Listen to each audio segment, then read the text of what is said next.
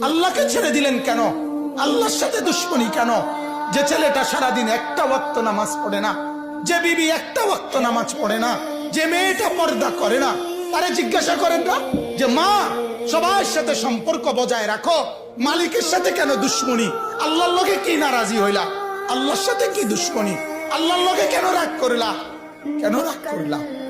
এই বাপ, তোমরা যারা সেজদা করো না, তোমরা বলো না বাজান, বলো না। এই দরদি ভাই চিৎকার করে বললাম, তুমি যদি বলো তোমার পায়ে ধরতে, আমি পায়ে ধরতে রাজি।